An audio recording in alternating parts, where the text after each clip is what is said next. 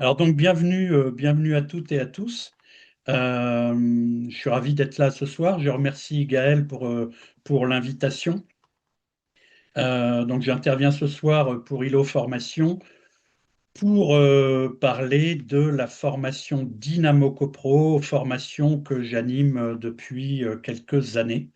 Vous avez mes coordonnées ici sur le document que je pense on vous transmettra. Et puis l'enregistrement sera aussi mis à disposition. Donc n'hésitez pas si vous avez des questions suite à ce webinaire sur la formation FEBAT. N'hésitez pas à me contacter, bien sûr. Alors, j'ai bien noté que vous êtes toutes et tous architectes et la plupart, manifestement, sont déjà engagés sur des démarches, des prestations avec des copropriétés. Donc, on est vraiment dans l'idée autour de la formation FEBA Dynamo CoPro. On est bien dans l'idée de bien connaître le marché de la rénovation et de pouvoir euh, atteindre de nouvelles missions dans le domaine de la rénovation énergétique en copropriété. C'est vraiment une formation qui parle stratégie, qui parle besoin, qui parle offre et la manière dont on va présenter l'offre aux clients ou aux maîtres d'ouvrage, comme vous voulez. Alors le programme donc de ce soir, hein, c'est un webinaire, ça va être quand même assez rapide, hein. Je pense qu'on va être ensemble entre 20 minutes et 30 minutes. Et puis on aura ensuite des questions pour un échange sur le sujet. Trois grosses parties. Je vais commencer par parler de la copropriété, et de son écosystème. Ensuite, de la rénovation énergétique et de son marché potentiel. On parlera bien sûr du rôle de l'architecte dans ce contexte. Et puis, ensuite, je vous présenterai un peu plus en détail la formation Dynamo CoPro, formation donc, qui est notamment proposée par ILO Formation. Alors, Gaël m'a présenté juste avant, là vous avez vu, j'ai mis une photo très récente, hein, de moi, comme vous pouvez le constater. C'est celle que j'ai l'habitude de mettre sans me rendre compte qu'elle a bientôt 15 ans. Il faudrait peut-être que je puisse l'actualiser. Mais voilà, donc moi je suis ingénieur en sciences et technologies du bois. C'est une école qui est basée à Épinal et qui m'a amené à travailler sur le bois énergie, puis sur les énergies renouvelables, puis sur le bâtiment durable.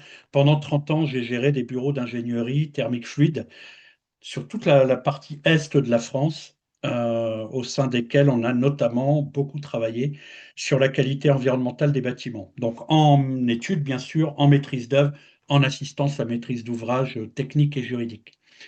J'ai jamais arrêté d'enseigner également. J'ai toujours enseigné autour de la transition écologique et du bâtiment durable, notamment 6 ans comme maître de conférence associé à l'école d'architecture de Nancy. Euh, et ça fait 30 ans également que je travaille en continu avec des architectes et j'ai même créé des sociétés d'assistance à maîtrise d'ouvrage avec des architectes. J'ai en effet une activité d'expert de justice près la Cour d'appel de Nancy, donc et sur les parasites du bois et sur les énergies renouvelables, mais également sur tout ce qui est isolation intérieure, isolation extérieure, enduit et revêtement de façade. Et chose que Gaël n'avait pas dite, mais qui est important, c'est que je suis donc formateur agréé FEBAT sur différentes formations, et notamment cette formation Dynamo CoPro. Alors, je vais démarrer par parler de copropriété. Copropriété en reprenant des éléments de la formation Dynamo CoPro et notamment du premier e-learning qui donne pas mal d'infos sur les enjeux, les principes, le contexte de la copropriété.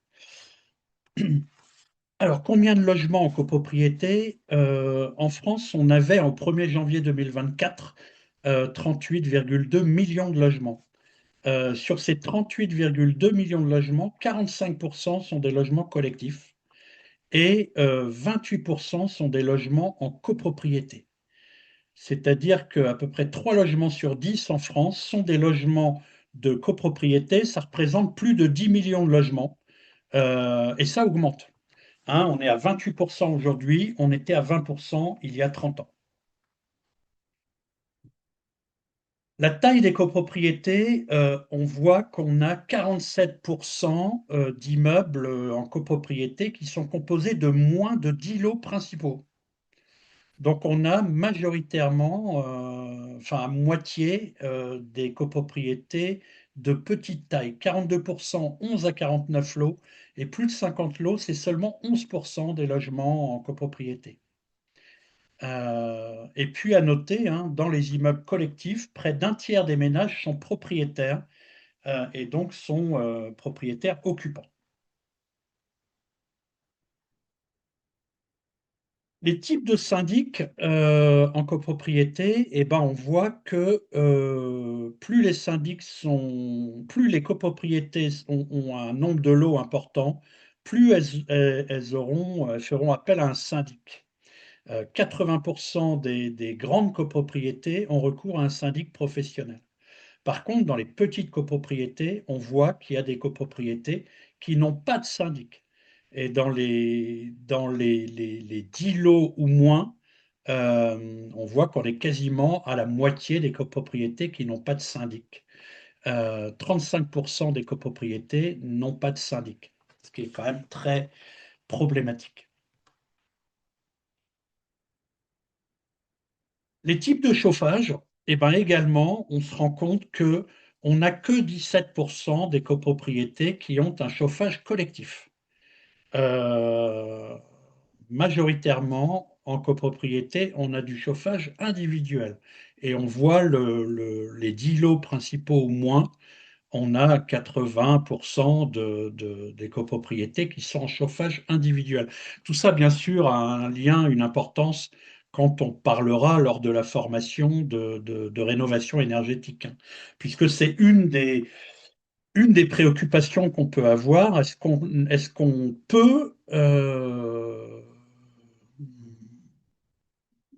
comment dire, mutualiser, et notamment le chauffage, et de passer de chauffage individuel à chauffage collectif, sachant que ça peut apporter énormément d'avantages en termes de rénovation énergétique, que ce soit en termes d'usage, en termes de performance, de confort, etc., etc. Donc c'est très particulier, hein, 17% ont du chauffage collectif. En termes d'efficacité énergétique, ben on a 7% des copropriétés qui sont en A, étiquette A, B et C, 8% en D, E, F, G, et on a 85% où on n'a pas idée de l'étiquette des logements. C'est-à-dire qu'on n'a pas eu d'audit énergétique ou de DPE collectif. Ça, c'est très problématique, bien sûr. Hein, ça n'aide pas à pouvoir avoir une planification, une stratégie, une projection qui soit pertinente. Et donc, ce qui fait que on a beaucoup de copropriétés qui sont dans le, comment dire, qui sont dans le flou, hein, qui ne savent pas exactement quel serait leur état des lieux, quelles seraient les possibilités d'amélioration des performances. Et donc, vous voyez un peu le vivier d'audit nécessaire et qui serait très pertinent dans ce marché-là. Donc 85% des copros répertoriés, hein, dans le registre national n'ont pas encore fait l'objet d'un audit énergétique ou d'un DPE collectif. Voilà, petit état des lieux sur les copropriétés. Et je passe maintenant à la rénovation. La rénovation énergétique, pareil, quelques données clés. Là, c'est les chiffres du ministère du- de la transition écologique au 1er janvier 2025, qui nous dit que on a 30 donc là on nous dit 30,9 millions de résidences principales. Donc vous voyez, on est de résidences principales, oui. Et sur ces 30,9 millions de résidences principales, on a une, on a euh, 33,7% en classe D, hein, qui est en classe médiane, et là elle est vraiment très importante, hein.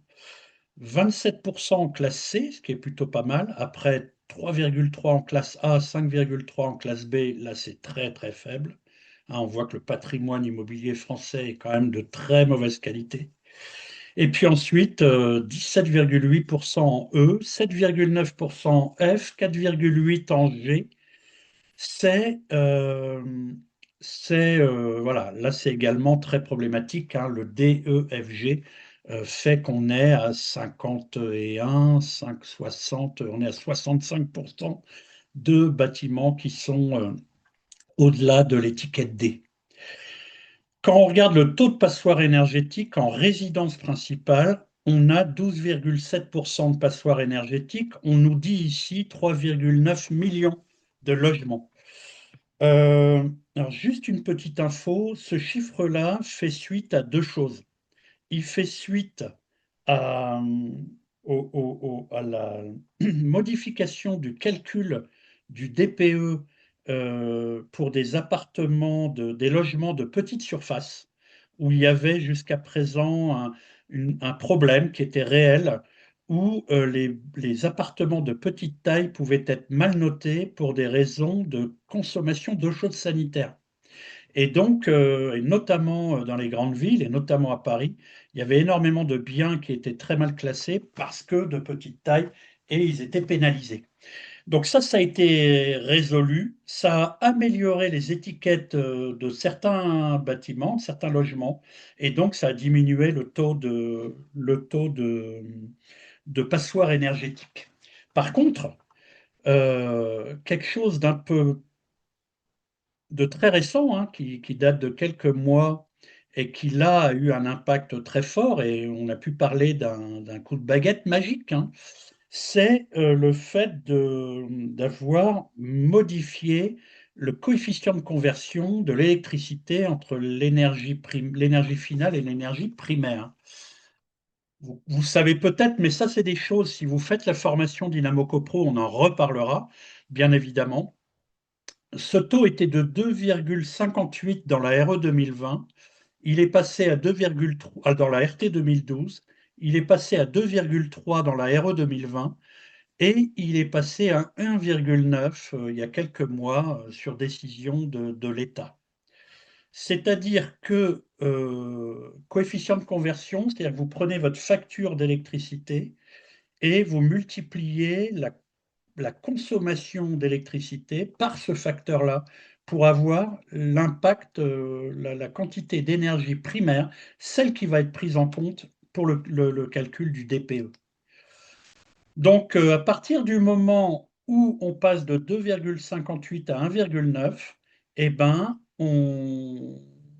l'impact sur le DPE va être moindre, et donc, uniquement par une histoire de ratio, bah, on a fait disparaître quasiment un peu plus d'1,5 million de passoires énergétiques, puisqu'avant on était un peu plus de 5, on est à 3,9 millions aujourd'hui. Donc vous voyez, c'était sous le gouvernement Bayrou, hein, on a réussi à faire disparaître instantanément 1,5 million de passoires. Ce qui est quand même assez problématique en termes de prise de conscience, de motivation à la rénovation énergétique. Bon.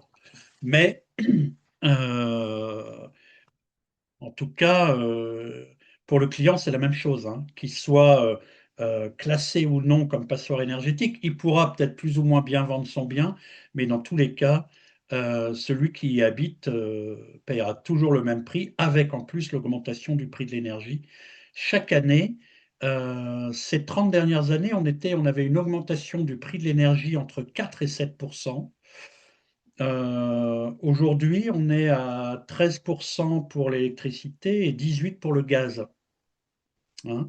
Donc quelqu'un qui habite dans une passoire énergétique, il va payer la même chose que l'année dernière, plus 13%. Et puis l'année dernière, l'année prochaine, la même chose, plus 13%. C'est colossal, hein, c'est colossal. Alors pourquoi je vous dis ça? C'est qu'il ne faut pas oublier que le bâtiment est le premier responsable et de loin de tout ce qui nous arrive aujourd'hui. Le bâtiment est de loin le plus gros consommateur d'énergie, en consommant quasi exclusivement des énergies fossiles. Euh, 45%. Pour info, les transports sont à 32%. L'industrie est à 21%. Donc le bâtiment est de loin le plus gros consommateur. Il est premier ex aequo avec les transports en termes de production de gaz à effet de serre. Donc vous voyez, le bâtiment est de loin celui qui est qui est le plus responsable de l'épuisement des ressources minérales, de l'épuisement des ressources en eau, de l'épuisement des ressources énergétiques et également du dérèglement climatique. Alors, c'est pas tout, hein. Le bâtiment, c'est le premier consommateur d'eau. C'est le premier consommateur de matières minérales et notamment le sable. C'est le premier poste de dépense des ménages. Avec ce que je vous disais sur l'augmentation du prix de l'énergie, c'est à cause du bâtiment que de plus en plus de ménages se retrouvent en précarité, en grande précarité et très rapidement en pauvreté. Le bâtiment est l'endroit où on passe 85% de notre vie et où on respire l'air le plus chargé en polluants. Le bâtiment est le premier responsable de l'artificialisation des sols, etc., etc. C'est la raison pour laquelle il est urgent de parler de rénovation, il est urgent de se former, d'où la formation Dynamo CoPro, qui est une formation qui est, on en reparlera, mais vraiment adaptée pour pouvoir remettre à niveau ses connaissances, avoir une vision transversale et commune sur le sujet, faire tomber tout un tas de préjugés, d'idées préconçues, de choses que peuvent raconter les lobbies, notamment hein, dans le domaine du bâtiment, qui sont très, très présents.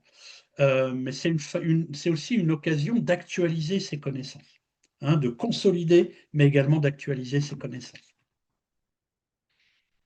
Alors, autour de la copropriété, hein, on a un arsenal législatif hein, qui a fait évoluer les choses. Alors, la loi de juillet 1965 en copro, hein, c'est la loi la plus initiale, la plus connue. C'est là où on parle des tantièmes, hein, la répartition des charges. C'est là où on parle de la répartition des charges de chauffage, la clé chauffage. C'est là où on parle de la définition des majorités de vote, hein, vous savez, majorité simple, majorité absolue, double majorité, etc. Ensuite, on a la 2014, une loi très importante, hein, la loi Allure, qui est une loi qui couvre tout un tas de domaines, mais notamment pour la copropriété, qui entraîne la création du diagnostic technique global, hein, le DTG. Donc, c'est un document qui va évaluer l'état technique général d'un immeuble en copropriété. C'est également là qu'on a la mise en place du fonds travaux, hein, fonds travaux qui est une réserve d'argent créée pour financer des futurs travaux dans les immeubles en copropriété. Ensuite, on a la loi TEPCV ou TECV en 2015, loi transition énergétique pour une croissance verte. Dans cette loi TECV, on va trouver notamment tout ce qui concerne les travaux embarqués, c'est-à-dire les conditions dans lesquelles on est obligé d'avoir une intervention de rénovation énergétique sur des travaux d'ampleur. Hein, vous intervenez sur une façade sous certaines conditions, vous ne pouvez pas faire que la ravaler, vous devez obligatoirement avoir une action d'isolation sur cette façade. Bon, ça, c'est pareil, c'est des choses qui sont très détaillées et abordées dans le cadre de cette formation. La loi TECV parle également de l'individualisation des frais de chauffage. Hein, le fait de devoir avoir des systèmes de comptage qui permettent de non plus raisonner en tantième, mais en consommation réelle. C'est également là qu'on voit apparaître les plateformes PTRE, les plateformes territoriales de rénovation énergétique. Hein, c'est un service public de proximité qui a pour objet de massifier les rénovations. Grosso modo, il nous faut rénover entre 400 et 500 000 logements chaque année pour que on puisse répondre à nos engagements internationaux. On est, euh, on est grosso modo sur la moitié hein, aujourd'hui chaque année. Donc le besoin en rénovation, il est énorme. Non pas pour faire tourner l'artisanat, hein, mais pour répondre à nos engagements internationaux. Et puis on arrive à la loi climat et résilience en 2021. Loi climat et résilience où on voit apparaître tous les critères d'éradication des passoires thermiques avec l'interdiction de vendre, l'interdiction de louer, etc. La création du PPT, donc le plan pluriannuel de travaux, hein, qui est un document qui est élaboré par la copropriété pour mettre en place un échéancier de travaux sur une période de 10 ans.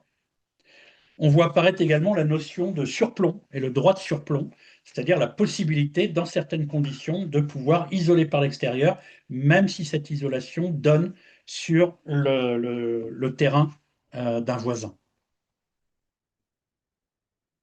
Alors, je ne peux pas parler de rénovation sans parler de ma prime rénov', hein, ma prime rénov' qui est la première aide versée à la rénovation énergétique.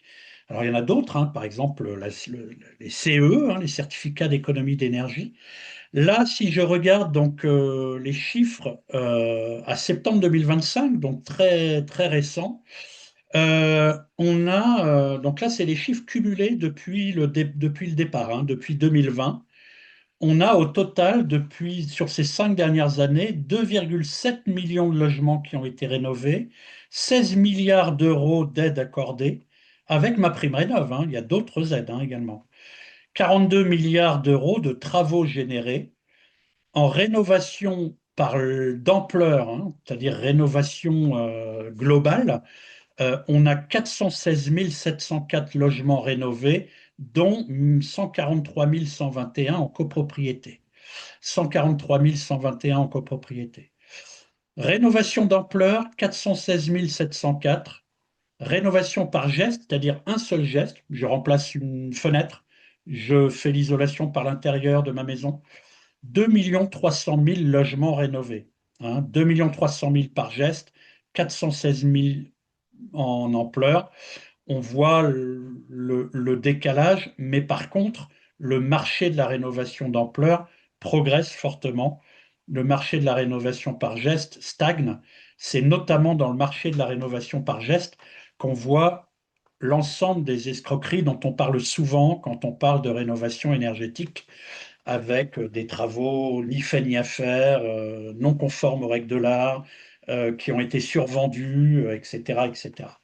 Donc, nous, on se situe plutôt dans l'idée, quand on travaille sur un audit énergétique, hein, on se situe dans ce cercle vertueux qui est celui de la rénovation d'ampleur. Alors, quand on regarde au 1er octobre 2025, ben, on a en nombre de dossiers déposés pour la rénovation d'ampleur de copropriété, on a une répartition territoriale. Voilà, hein, dans le sud, on est 1172 dossiers, 771, 2120. Moi, je suis ici dans le Grand Est, hein, 2666. Voilà, on a des zones qui sont plus ou moins dynamiques, on va dire, et où il y a un besoin, hein, il y a un besoin énorme. Alors, ça ne veut pas dire qu'il y a moins de copropriété, ça peut pouvoir. Parfois, ça tient à des histoires de volonté politique, hein. Volonté politique dans le sens où on peut avoir des relais locaux, des associations, des groupements, des collectifs, notamment chez les architectes, qui sont susceptibles de faire émerger, de sensibiliser des maîtres d'ouvrage et de faire émerger plus de projets. La formation est bien sûr importante hein, pour bien prendre conscience de tous les enjeux et tous les critères à pouvoir mettre en avant, tous les arguments à pouvoir déployer pour pouvoir faire sortir des dossiers. Alors, on a différents types d'audits aujourd'hui, hein, phasés dans le temps. On a des audits énergétiques réglementaires.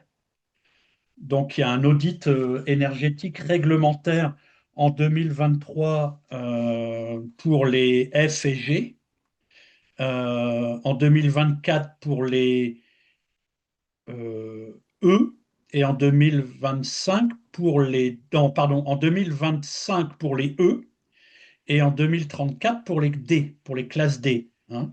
Donc, audit énergétique obligatoire à faire lors de la vente d'un bien. 2023 pour les F et G, 2025 pour les E, 2034 pour les D.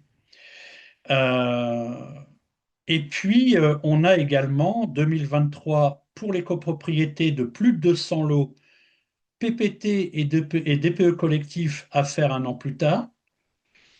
De 51 à 200 lots PPT et DPE collectif à partir de 2024. Pour les 50 lots ou moins, c'est à partir de 2025. Donc là, on est en plein dedans. C'est peut-être la raison aussi pour laquelle vous êtes aussi nombreux à notamment à faire du PPT. Ça, ce sont les audits réglementaires. Les audits réglementaires, ils sont faits notamment sur les DPE par des professionnels qualifiés, hein.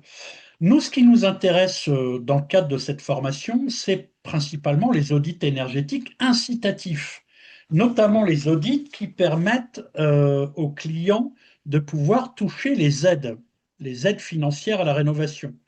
Certificat d'économie d'énergie, ma prime rénov, éco-prêt à taux zéro, etc. Donc, donc, votre intérêt, vous, architecte, à suivre cette formation, on verra pourquoi, parce que ça sera la fin, mais vous le savez déjà, mais ça sera mes dernières diapos, je vous mettrai en avant l'intérêt principal de cette formation, en plus de monter en compétences.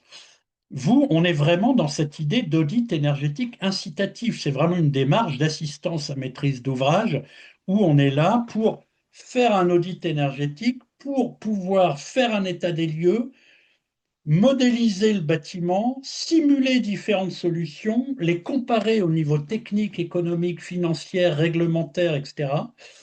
Et pouvoir présenter ces résultats, ces différentes solutions au syndicat de copropriétaires pour qu'ils puissent choisir la solution qui lui semble la plus faisable, la plus rentable, la plus pertinente. Donc on est vraiment dans cette idée d'audit énergétique incitatif. Pour terminer sur cette partie rénovation, je voulais revenir sur une tribune de Denis Dessus, hein, du 28 avril 2024, les architectes, acteurs indispensables de la rénovation énergétique.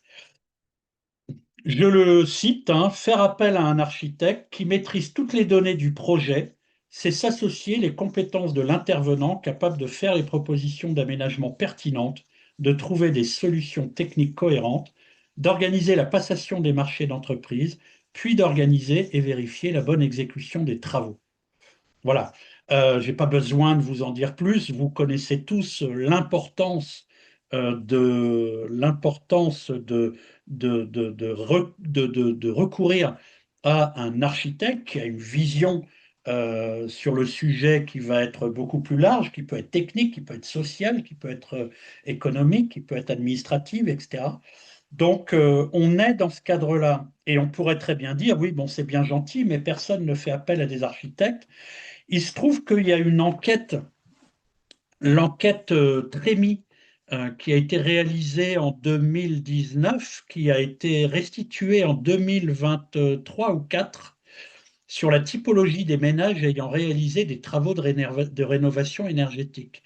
Il apparaît dans cette étude que les architectes sont les interlocuteurs les plus fréquemment cités par les ménages ayant effectué des travaux de rénovation énergétique de qualité. Donc c'est important. C'est important. C'est important ce qui est marqué là, c'est-à-dire quand on parle de travaux de rénovation énergétique de qualité, ce sont des maîtres d'ouvrage qui n'ont pas été directement s'adresser à des vendeurs de solutions, hein, sur un salon ou autre. Ce sont des personnes qui ont été accompagnées au départ, peut-être par des accompagnateurs France Rénov', hein, ou des CAUE, pour être mis dans les bons rails, à qui on a expliqué l'importance de raisonner en coût global et de ne pas raisonner que sur le coût d'investissement, mais de raisonner sur le coût d'investissement, d'exploitation, etc. Et donc de bien comprendre que mettre un peu plus d'argent sur la matière grise au départ va lui permettre de s'enrichir, alors que s'il ne le fait pas, il va s'appauvrir très rapidement. Et ça, pareil, c'est des aspects qu'on aborde lors de cette formation, notamment en termes quand on parle de coût global, où on voit la part sur l'analyse de le cycle de vie d'un bâtiment moyen français, la part de l'argent confié à des concepteurs, c'est 2%. La part de l'argent confié à la réalisation, allez, on va dire, c'est 20%. Et ensuite, on a 78% de l'argent qui est donné aux fournisseurs d'énergie, aux exploitants. Donc il y a un peu de maintenance, mais il y a beaucoup d'énergie. Donc tout cet argent, enfin, plus on va travailler en amont sur des solutions pertinentes qui sont élaborées par des sachants, vont permettre aux clients derrière de s'enrichir. Clairement, de s'enrichir. Et je ne parle pas de la valeur verte, c'est-à-dire la valeur qu'on rajoute au bien en ayant amélioré ses performances. Donc, et ça, les études le montrent, c'est-à-dire que les personnes qui sont dans des démarches de rénovation d'ampleur ont besoin d'architectes, ont besoin de mon accompagnateur rénov, ont besoin de sachants pour les mettre dans le bon sens et leur éviter tous les écueils qu'on rencontre aujourd'hui très souvent dans le domaine de la rénovation. Il y a eu 110 000 litiges l'année dernière en termes de rénovation énergétique. 110 000 litiges entre les professionnels et l'État. Voilà, voilà ce que je voulais vous dire sur la rénovation et ça m'amène à vous parler de la formation. Alors, on rentre dans le sujet, la formation Dynamo Copro. Dynamo Copro, en termes de modalités techniques, cette formation, elle s'adresse aux acteurs de la maîtrise d'œuvre. On y trouve principalement des architectes, mais également des maîtres d'œuvre, mais également parfois des bureaux d'études. Hein, donc c'est réservé, c'est vraiment une formation qui vous est, qui est très adaptée à la réalité de votre travail. La durée, on a deux parcours. On a un parcours complet. Le parcours complet, il fait 5 jours et demi, l'équivalent de 5 jours et demi, 38,5 heures. Et on a un parcours suite Dynamo 1 qui lui fait 4 heures et demie de moins, donc un parcours en 34 heures sur l'équivalent de 5 jours. C'est-à-dire que pour les participants qui ont déjà suivi la formation Dynamo 1, donc c'est la formation Dynamo mais pour la maison individuelle, eh ben, il y a des choses que vous avez déjà vues qu'on ne revoit, que vous ne reverrez pas, bien sûr, dans le cadre de cette formation Dynamo CoPro. Voilà, donc vous avez un test de positionnement lors de l'inscription qui fait qu'on va vous dire si vous êtes plutôt fléché sur un parcours complet ou sur un parcours partiel. On a des prérequis souhaités, mais ce n'est pas éliminatoire du tout, hein, mais l'idéal, c'est la formation est plus efficace si on a déjà une idée du fonctionnement d'une copropriété, de vocabulaire de la rénovation énergétique, quelques bases sur la thermique des bâtiments, mais là je vous rassure tout de suite, hein, quelques bases, voilà, rien d'extraordinaire, et puis les bases des systèmes énergétiques en résidentiel, pareil, que vous puissiez avoir conscience qu'on va trouver certains équipements de ventilation, certains équipements de chauffage, etc. Voilà, mais encore une fois, je m'ai souhaité parce que voilà, en tant qu'architecte, je ne me fais pas de soucis, vous les avez déjà. Voilà. Alors, juste pour info, donc pour tout ce qui est inscription, prise en charge, etc., je vous laisserai voir avec ILO Formation et Gaël. Alors, on en reparlera peut-être en fin de ce webinaire. Mais sachez une chose, c'est que On est aujourd'hui avec le budget qui, voilà, qui vient d'être voté, qui n'est pas voté, enfin, est toujours en attente. Euh, je vous lis le message FEBAT. À partir du 1er janvier 2026, la prise en charge par le programme FEBAT dépend de la décision de poursuite du programme attendue dans les prochaines semaines. Dès que la décision sera connue, les conditions de prise en charge de ces formations feront l'objet d'un accord financier avec le FIFPL. Donc pour l'instant, pour tout ce qui est formation FEBAT, on est dans l'attente du vote du budget et de l'information sur la poursuite du programme. Donc c'est une question de semaines, hein, puisque tout est en train de se décanter, hein. Le 49.3 a été utilisé à plusieurs reprises.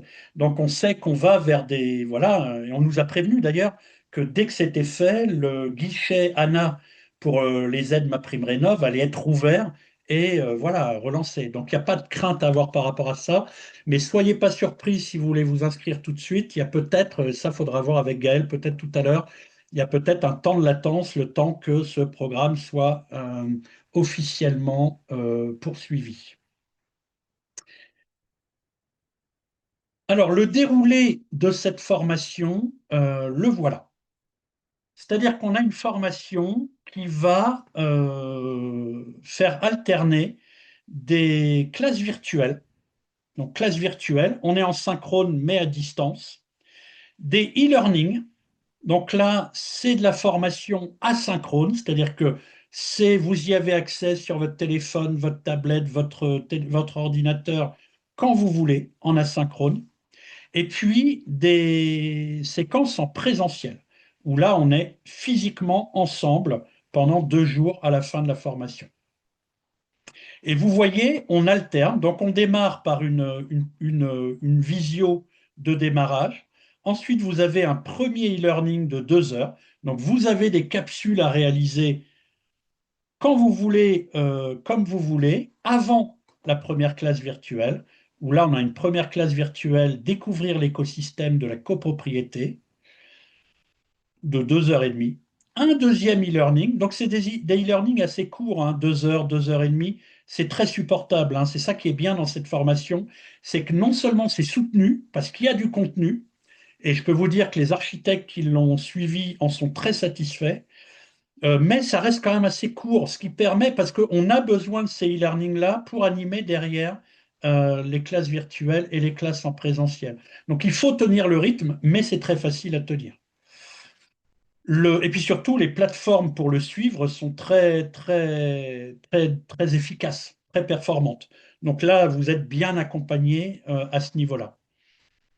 On suit on rentre dans la deuxième partie, méthodologie de l'audit énergétique, où on a une deuxième classe virtuelle sur l'analyse des besoins, un e-learning, une classe virtuelle sur l'analyse du bâtiment existant, un e-learning, une classe virtuelle sur les scénarios de travaux, un et dernier e-learning, et ensuite on enchaîne sur les 2 journées en présentiel, la faisabilité technique et économique, ensuite la troisième partie, les facteurs clés de succès. Donc là, il s'agit de convaincre et accompagner les copropriétaires. Donc c'est sur la mise au point et la présentation de l'offre. Mais je vous rassure tout de suite, hein, on n'est pas dans du enfin, on n'est pas dans l'idée de vendre un audit à quelqu'un qui n'en aurait pas besoin.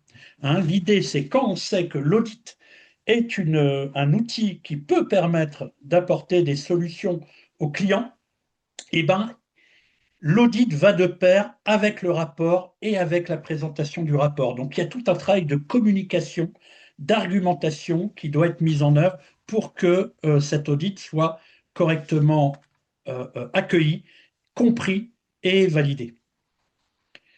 Et puis, on termine avec le périmètre de son offre de conseil. Voilà, qu'est-ce que je peux faire, jusqu'où je peux aller, comment je peux chiffrer mon devis, etc., etc. Donc ça représente cette formation 14 heures de présentiel sur 2 journées, 12 heures et demie de distanciel synchrone, c'est-à-dire en classe virtuelle, et 12 heures de distanciel asynchrone, c'est ce fameux e-learning. Voilà le déroulé de cette formation. En termes de modalités pédagogiques, voilà, il y a 3 objectifs opérationnels. Il y en a un quatrième, mais que je vous présenterai à la fin. J'ai décidé de terminer dessus. Premier objectif opérationnel, élaborer des stratégies de rénovation énergétique performantes basées sur les volets techniques, financiers et humains. Donc, il y a notamment pas mal de mises en situation avec des cas réels et notamment des typologies de personnes de copropriétaires. Deuxième objectif opérationnel, se positionner parmi l'audit énergétique et les autres dispositifs dans le contexte de la rénovation énergétique en copropriété. Hein, on a vu, il y a du DTG, il y a du PPT, il y a de l'audit, tout ça est très compliqué. Comment je me positionne dans ce contexte-là? Et puis, troisième objectif, promouvoir auprès des copropriétaires la rénovation énergétique performante en s'appuyant sur l'audit énergétique. Les moyens, vous verrez que les moyens pédagogiques sont très variés.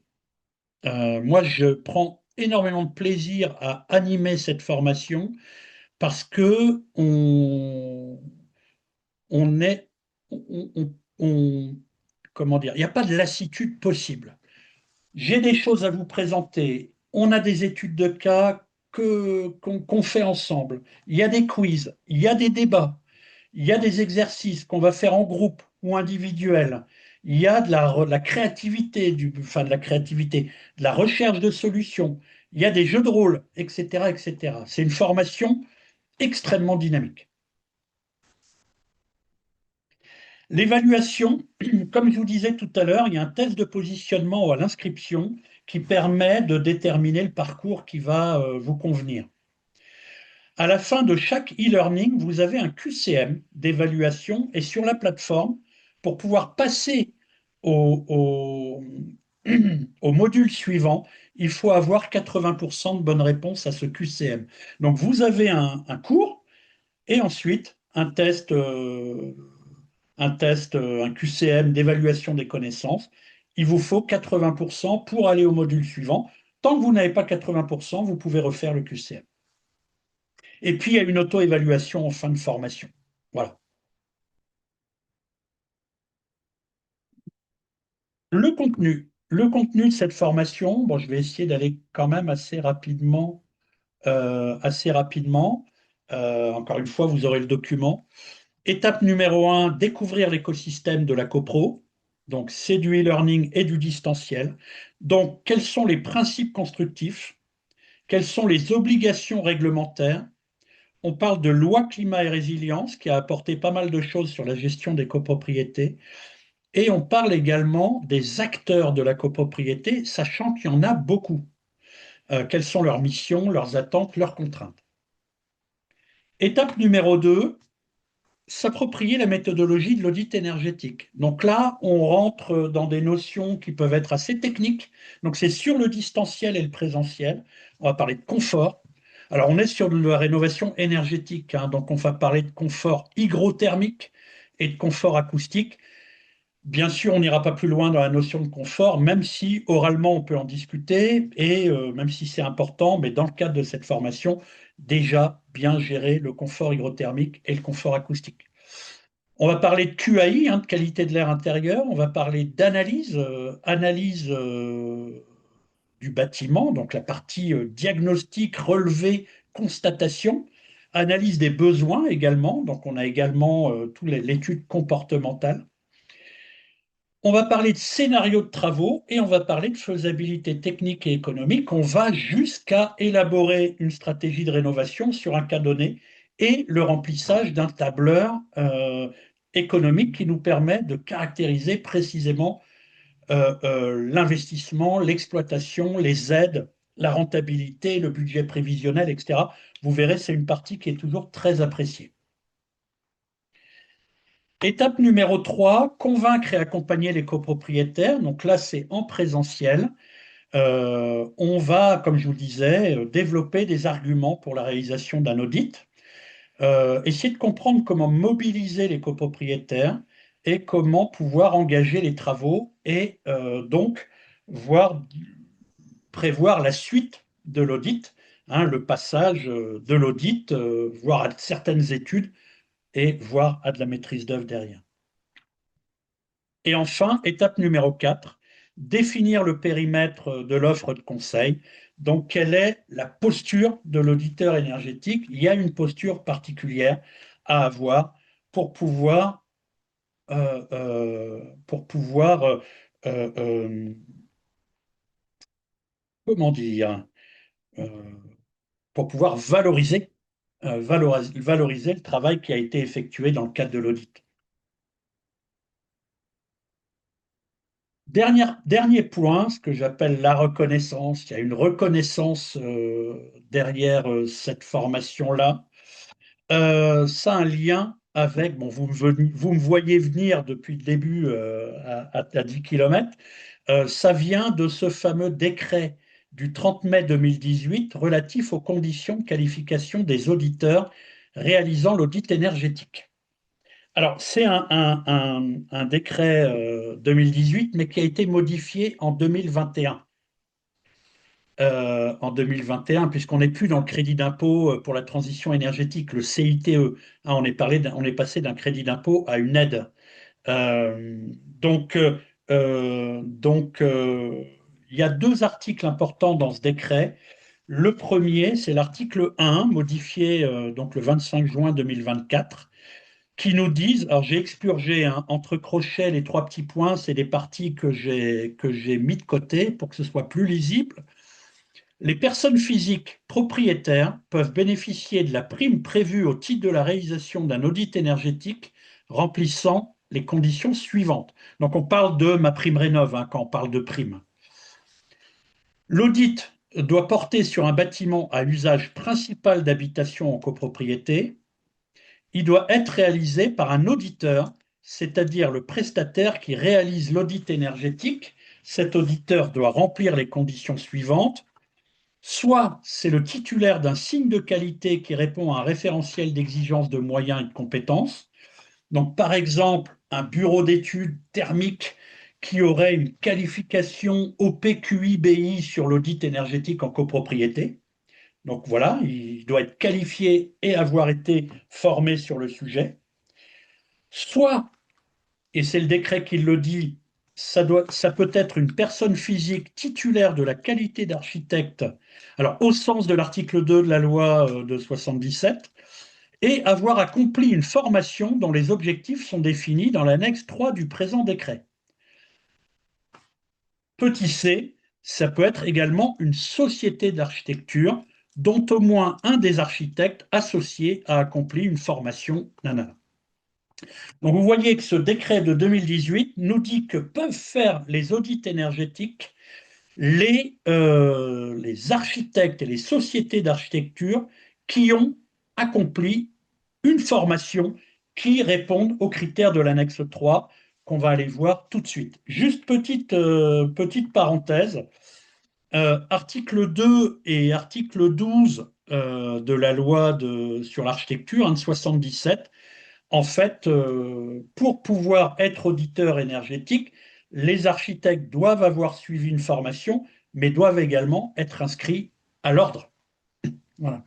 Si vous n'êtes pas inscrit à l'ordre, la formation ne vous permet pas d'être auditeur énergétique. J'en arrive à cette annexe 3 sur la formation. Donc là, je ne vais pas vous lire la chose, mais l'annexe 3 du décret nous dit, donc qui a été modifié en 2021, nous dit que la formation des architectes doit répondre aux objectifs suivants, aborder la méthodologie de l'audit, former sur les meilleures techniques disponibles, etc., etc., etc. Eh ben, il se trouve que Dynamo CoPro est la formation qui répond à tous ces critères-là et qui permettent, Dynamo CoPro, si vous êtes inscrit à l'ordre, vous permet d'être reconnu comme auditeur énergétique en copropriété. Voilà. Vous aurez mon document, ça vous permettra de lire tous les points et de voir notamment que, enfin, de savoir que tous ces points-là, vous les retrouverez dans la formation Dynamo CoPro. Voilà, j'en ai fini pour ma présentation. Donc déjà, avant d'échanger, je vous remercie beaucoup pour votre attention. Et puis bien sûr, je suis à votre disposition pour pouvoir échanger. Alors ce qu'il y a, c'est que je ne vois pas. Donc je vais arrêter mon partage et je ne vois. Voilà, c'est bon. Je suis Bon, revenu parmi vous. merveilleux. Merci, un grand merci Christophe pour cette présentation claire, limpide et précise. Alors là, tu peux constater, et j'invite toutes et tous qui seraient intéressés à poser de multiples questions à Christophe, à le faire dans l'onglet QR que vous avez déjà utilisé. Tu as déjà une question, mais qui était plutôt relative à la première partie de ta Ouais. présentation concernant les chiffres relatifs à la copropriété. Alors peut-être Perrine, vous pouvez repréciser. Elle arrivait en tout début Alors de c'est vrai qu'il y a des questionnement. chiffres, qui pouvaient concerner la copropriété et certains chiffres pouvaient être généraux sur le logement. Hein, mais voilà, donc c'était clair, tant mieux. Alors n'hésitez pas, si vous avez des questions ou des remarques ou des avis, n'hésitez pas à poser vos questions ici. C'est même particulièrement clair, effectivement. Oui, donc c'était clair, Pierrine. OK. Est-ce que vous avez des questions? Alors, soit par rapport effectivement à l'audit énergétique en copropriété, soit concernant la formation, sachant que je rebondis sur ce que tu énonçais, hein, Christophe, à savoir que rien n'est stabilisé à cette heure. En revanche, les années précédentes, le FIFPL, quand vous êtes libéraux, hein, on est bien d'accord, effectivement, il y avait un accord avec EDF, à savoir que la moitié de la formation était prise en charge par les C2E. Là, on est encore dans le doute, mais tu l'indiquais, Christophe, d'ici peu, nous serons avisés de cet accord aussi. Mm. Voilà.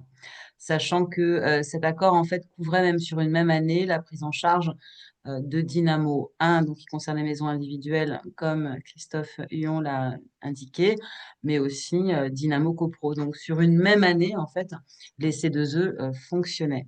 Les dispositifs étaient donc pris en charge à moitié par EDF. Y aurait-il Alors, d'autres questions? Oui, Christophe, oui, Perrine, intervient. Perrine nous demande où ont lieu les sessions présentielles. Ah, alors, à ILO Formation, nous couvrons la région Occitanie, à savoir Toulouse et Montpellier.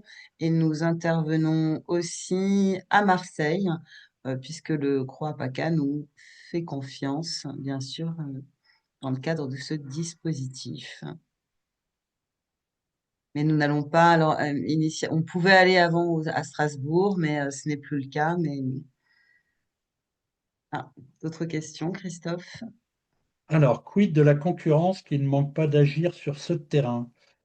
Euh, Jacques, bonjour Jacques. Euh, en effet, hein, on est sur la concurrence, elle est déjà très, très, très active, voire très violente, je dirais, sur tout ce qui est réglementaire, sur tout ce qui est audit obligatoire. À partir du moment où quelque chose est obligatoire, il y a obligatoirement des sociétés qui se mettent en place pour pouvoir rafler une partie du marché. Donc ça a été vrai sur le DPE, ça a été vrai sur un tas de choses. Là, on est dans de l'audit euh, euh, incitatif et la relation que peut avoir l'architecte avec les acteurs du territoire est très importante. C'est-à-dire que même s'il peut y avoir des acteurs qui peuvent essayer de concurrencer, il n'empêche que beaucoup d'affaires, et je le vois avec les architectes qui sont sur le domaine et avec qui j'ai eu l'occasion d'échanger, notamment dans le cadre de ces formations, c'est souvent des architectes qui sont implantés, qui connaissent bien qui connaissent bien les interlocuteurs, les interlocuteurs euh, France Rénov, en fait, de France Rénov, qui connaissent bien les acteurs de la copropriété, que ce soit des syndics, des syndics de copropriétaires, etc., et qui généralement bénéficient du bouche à oreille. Donc, parce que, attention, hein, audit énergétique, on n'est pas dans une prestation, on n'est pas dans une prestation euh, enfin, j'allais dire sous-payée. On est dans une prestation qui est importante, c'est-à-dire où on va y passer du temps, et notamment du temps d'échange, du temps d'écoute, du temps de visite, etc. Et qui fait qu'il faut pouvoir rentabiliser cette prestation-là. Ça, c'est un gros sujet qu'on aborde dans le cadre de la formation. Comment rentabiliser et comment chiffrer cette prestation-là? On est dans une prestation voilà, qui va faire plusieurs milliers d'euros, voire beaucoup plus dans certains cas. Donc, euh, donc, on n'est pas dans l'idée de se payer sur le volume. Euh, il y a moyen, d'autant plus pour un architecte qui, derrière, comme on est sur de l'incitatif, peut très bien également se positionner sur une mission de maîtrise d'œuvre. Donc je veux dire, la notion de concurrence, à partir du moment où quelques dossiers peuvent suffire pour le trimestre, elle est déjà beaucoup moins prégnante, quoi, hein. Merci Christophe pour ta réponse. Jacques, si vous voulez à nouveau intervenir, vous n'hésitez pas. Alors justement, Jacques répond, Ah, il faut donc vendre une prestation différente susceptible de convaincre un double client, le syndicat de copropriétaires et le syndic. Bah oui, c'est... Alors en effet, mais bon, Jacques le sait bien. Tout à fait, on est de toute façon en copropriété et c'est là où l'aventure est intéressante. C'est là où déjà, en rénovation, on fait jamais deux fois la même chose et on ne sait même pas forcément ce qui va nous arriver le lendemain. En rénovation de copro, c'est encore plus parce qu'il y a encore plus de flou lié notamment à la gestion de la structure et donc et à la disparité des maîtres d'ouvrage qu'on peut y trouver. Donc oui, à chaque fois c'est de la haute couture, c'est du cas par cas, et il faut que la prestation de demain n'est pas forcément celle que j'ai devisée aujourd'hui. Donc oui, il y a profusion d'acteurs dans cette copropriété avec des besoins, des objectifs différents. Et c'est là où c'est intéressant, c'est une sacrée aventure. C'est pour ça qu'on parle de promouvoir, de communiquer, d'échanger, de convaincre, etc. Parce que oui, alors c'est un audit énergétique, mais un audit énergétique global, hein, mais qui doit s'adresser à des personnes différentes et nombreuses.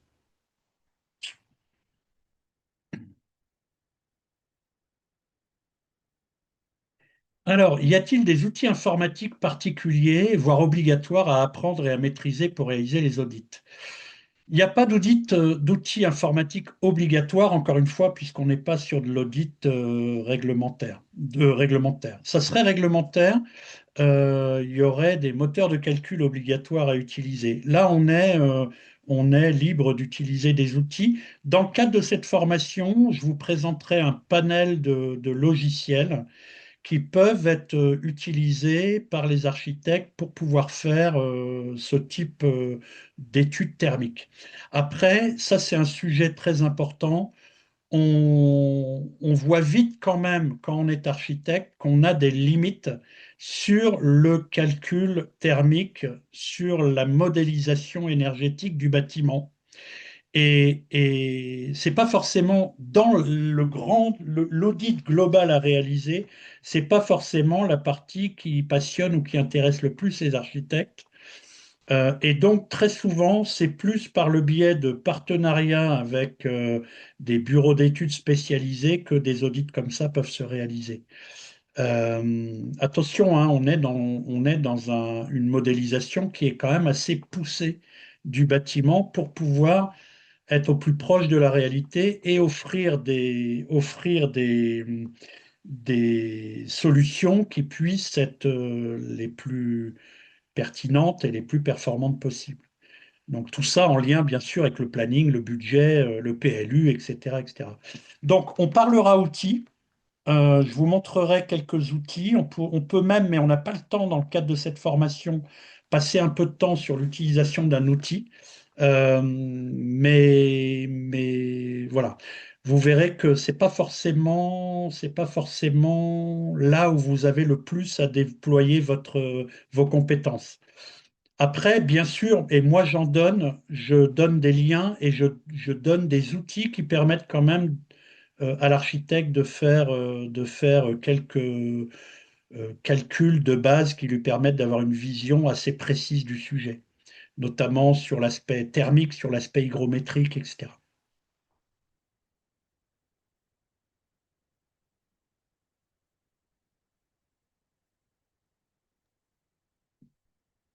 Christophe, il semble qu'il n'y ait plus de questions. En tout cas, vous avez encore une minute, hein, peut-être pour les poser, soit d'un point de vue théorique, chiffré, statistique, et ou à propos de la formation.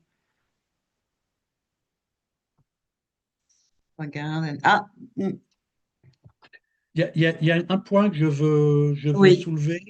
C'est une formation qui nécessite d'avoir un ordinateur et et une connexion.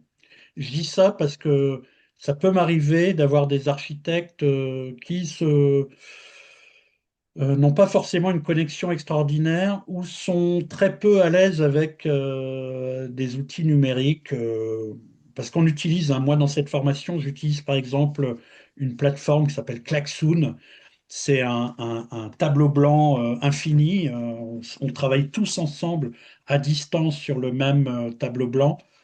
C'est ultra simple à utiliser, mais ça peut commencer à bloquer certains en disant waouh, ça, voilà. C'est souvent des gens qui ont même parfois du mal à ouvrir un mail ou à débloquer un pop-up. Enfin, voilà. Donc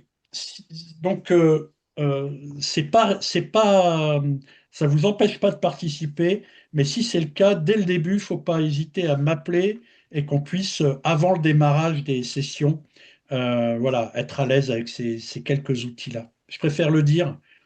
Euh, Et même au j'ai eu notamment un architecte qui était au fin fond de la campagne, qui avait une connexion genre 2G, et qui était vraiment et qui était un super oui, archi je m'en avec souviens, à Hilo, je m'en souviens très très bien, on avait été en qui contact. on a bien bossé, mais ça a été un peu rock'n'roll au départ. Ouais. Mm, tout à fait.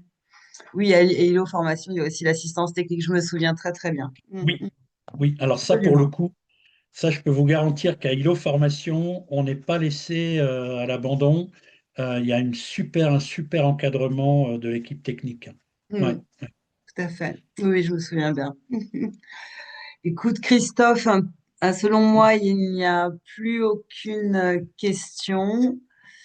Euh, on va se souhaiter une bonne soirée. En tout cas, vous savez que Daniel Teillot, Erin Bale ou moi-même, nous vous conseillons, renseignons avec un immense plaisir. Je vous renverrai bien sûr très très prochainement le replay de l'intervention de Christophe Yon. Christophe, je te remercie grandement. Ton intervention était très claire, absolument instructive. En tout cas, merci à tous et à toutes. Et puis au plaisir. Au plaisir. Alors, je ne suis pas le seul formateur chez ILO, hein. Ça peut être moi, ça peut être quelqu'un d'autre. Mais en Ça tout peut être cas, François Chaudrier. François Chaudrier voilà. aussi. Ou Audrey Lopez, bien sûr. Ouais. Mais bon, je dirais globalement, c'est soit Christophe Yon, soit François Chaudrier. Mm. Christophe Yon intervient plutôt au regard de son lieu de domiciliation à Toulouse et François Chaudrier, davantage Ouais. à Montpellier. Mm.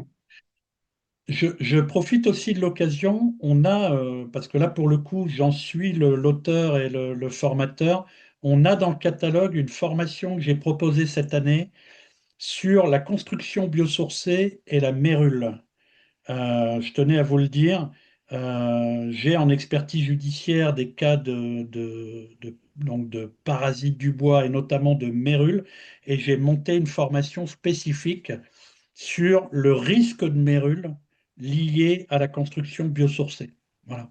Donc si ça peut vous intéresser, sur le catalogue, vous trouverez cette formation. Bien sûr, j'enverrai toutes les informations, Christophe, évidemment. Bien sûr. Voilà. Un grand merci à nouveau et belle soirée à toutes et à tous et à très vite. Mm. Eh ben, merci beaucoup. Bonne soirée. Merci.